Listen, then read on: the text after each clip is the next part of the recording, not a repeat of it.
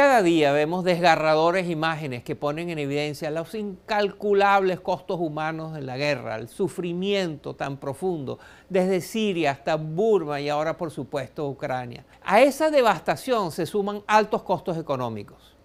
Considere esto, desde el inicio de la invasión a Ucrania en febrero del año 2022, los expertos han calculado que este país ha perdido alrededor de 600.000 millones de dólares.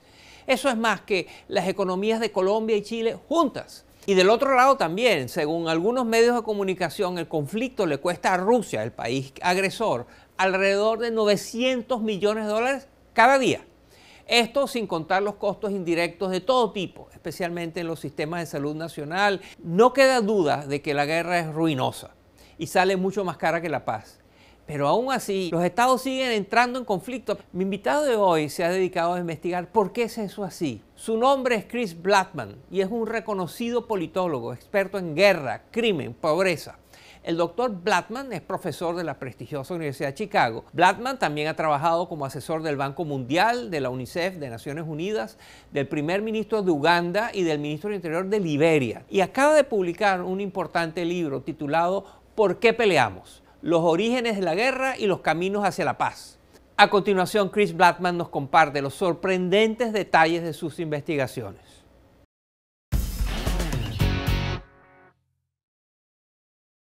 Bienvenido al programa, profesor Blackman. Gracias por estar con nosotros. Thank you for having me. En su nuevo libro, ¿Por qué peleamos?, usted mantiene que la guerra es la excepción y no la regla. Eso va en contra de muchos prejuicios que dicen que la guerra es un estado natural de la condición humana. ¿No es así?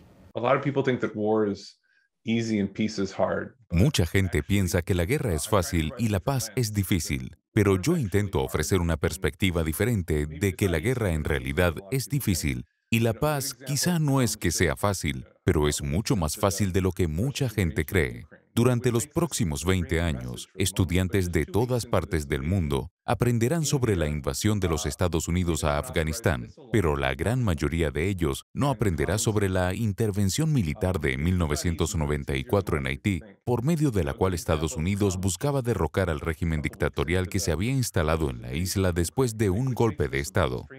Con las tropas estadounidenses listas para invadir Haití, se llevó a cabo un último intento de diplomacia.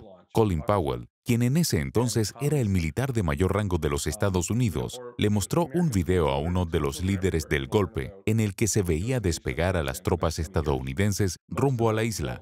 Y le dijo, este no es un video en vivo, esto ocurrió hace 2 horas. La amenaza real de una invasión llevó al líder del golpe a capitular de inmediato, evitando así un combate. Creo que tendemos a olvidar estos momentos silenciosos de acuerdo mutuo y simplemente debemos prestarle más atención.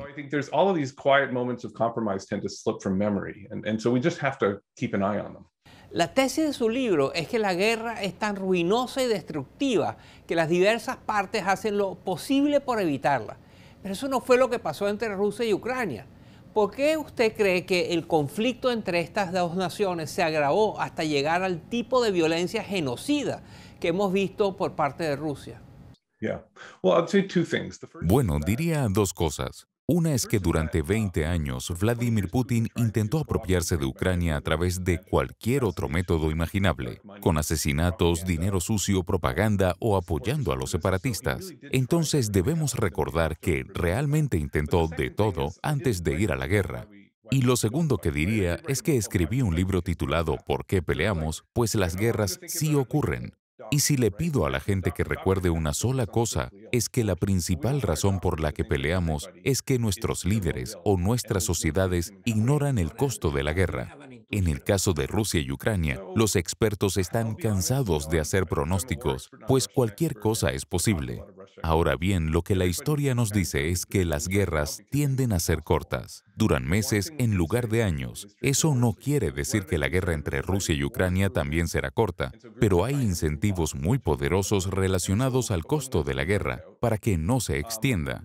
Cada mes, Ucrania está gastando la mitad de los ingresos que generaba antes de la invasión en este conflicto. Eso es muy difícil de sostener. El Producto Interno Bruto de Rusia, por su parte, tendrá un enorme declive del 10%, así que pueden continuar la guerra, pero hay incentivos muy poderosos que los impulsan a terminar el conflicto. En su libro usted identifica 5 razones por las cuales los líderes deciden ir a la guerra. ¿Cuáles son? La primera es cuando los líderes no rinden cuentas, como es el caso de Vladimir Putin. Él puede ignorar los costos de la guerra, porque los autócratas como él no pagan. La segunda es cuando los líderes son ideológicos, como es el caso de Putin con sus supuestas obsesiones nacionales o su deseo de obtener gloria personal. Él está dispuesto a pagar los costos de la guerra por razones ideológicas. La tercera razón es la incertidumbre. Debemos recordar cuán incierta era la determinación de Ucrania antes de la invasión, o cuán incierta era la capacidad militar rusa. En estos escenarios inciertos, la guerra se vuelve una apuesta. La cuarta razón es cuando nosotros o nuestros líderes tienen sesgos. Pensemos, por ejemplo, en los rumores que se oyen sobre el aislamiento de Putin, o el hecho de que está sobreestimando sus probabilidades de ganar. Y la última razón es cuando pensamos que nuestros adversarios son poco fiables, que no pueden comprometerse con un acuerdo, sobre todo si esos adversarios están adquiriendo poder y se pueden volver una amenaza en el futuro o más difíciles de conquistar. Entonces, librar una guerra se vuelve una manera de aprovechar la ventaja que se tiene. Ucrania ya estaba rumbo a adquirir más drones y más misiles defensivos. Estaba acercándose más a la democracia. Rusia se ve entonces en su momento de mayor ventaja y decide atacar. Se podría argumentar que por cada una de esas 5 razones, Putin estuvo dispuesto a ignorar el costo de la guerra para invadir Ucrania.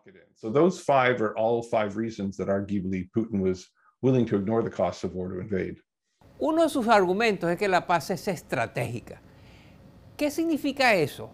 Porque usted lo ilustra hablando de las pandillas en Medellín, en Colombia. Cuéntenos. He pasado los últimos 5 o 6 años trabajando en Medellín, una ciudad que tiene cerca de 400 pandillas llamadas combos y quizá 20 bandas criminales de más alto nivel. Y a pesar de que el pequeño valle que es Medellín está abarrotado hasta las montañas con hombres de muy mal temperamento, su índice de homicidios es solo el tercio del índice de mi ciudad natal, Chicago, y es bastante más bajo que el de la mayoría de grandes ciudades latinoamericanas. Una de las razones es que para los criminales no tiene sentido pelear. No venden drogas ni ganan dinero cuando están en medio de un enfrentamiento armado. Así que estas bandas criminales de más alto nivel actúan un poco como lo hace el Consejo de Seguridad de las Naciones Unidas. No son justas, no son igualitarias, no son consistentes, pero ayudan a mantener la paz en la ciudad. Usted también habla de cómo manejar la competencia es clave para mantener una paz duradera. Denos un ejemplo. Bueno, volvamos al caso de las pandillas en Medellín. Estuve hablando con algunos de los líderes de estas pandillas que están en la cárcel. Y un día se desató una balacera entre 2 bandos por un juego de billar. ¿Por qué tenían armas los reclusos para empezar? Esa es otra historia. Pero 23 personas terminaron heridas. Y como puedes imaginar, eso llevó a un ciclo de asesinatos de venganza. Cada pandilla apoyó a uno de los 2 bandos y casi se convierte en una guerra por toda la ciudad. Pero ahí intervinieron las bandas criminales de alto nivel e implementaron sanciones. Dijeron, ustedes no están rindiendo cuentas, están siguiendo una meta ideológica que es la venganza. Así que les vamos a ofrecer otro incentivo. Les ofrecieron mediadores para que ambos lados se sentaran a hablar. De hecho, lo llamaron la mesa. Y si había individuos que no se podían comprometer con los acuerdos, las bandas criminales no tenían problema en comprometerse por ellos. Estas, de hecho, son las mismas herramientas que se utilizan a nivel internacional. sanciones, mediadores, mesas de negociación y agencias externas que garantizan el compromiso. Así que, ya sea a nivel de una pandilla, pueblo, nación o internacionalmente, utilizamos las mismas herramientas para manejar la competencia de manera pacífica.